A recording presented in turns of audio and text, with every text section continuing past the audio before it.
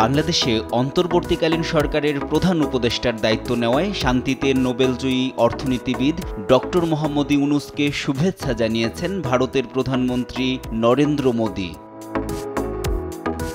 বৃহস্পতিবার রাতে নিজের ভেরিফাইড ফেসবুক ও এক্স অ্যাকাউন্টে করা পোস্টে শুভেচ্ছা জানান নরেন্দ্র মোদি। এক্সে করা পোস্টে মোদি বলেন, প্রফেসর মোহাম্মদ ইউনূসকে নতুন দায়িত্ব গ্রহণের জন্য আমার শুভেচ্ছা। আমরা আশা করি হিন্দু ও অন্যান্য সংখ্যালঘু সম্প্রদায়ের নিরাপত্তা ও সুরক্ষা নিশ্চিত করে দ্রুত স্বাভাবিক অবস্থা ফিরে আসবে।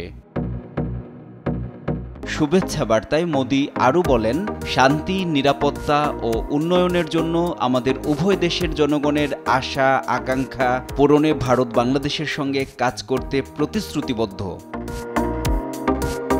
গেল 5 আগস্ট জনরোষের মুখে বাংলাদেশ থেকে একটি সামরিক বিমানে ভারতে পালিয়ে যায় স্বৈরাচার শেখ হাসিনা। তারপরই সংসদ ভেঙে দেন রাষ্ট্রপতি।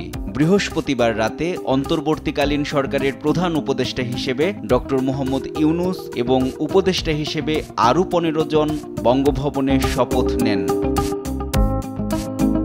NI নাহিদ, দেশ টিভি, ঢাকা।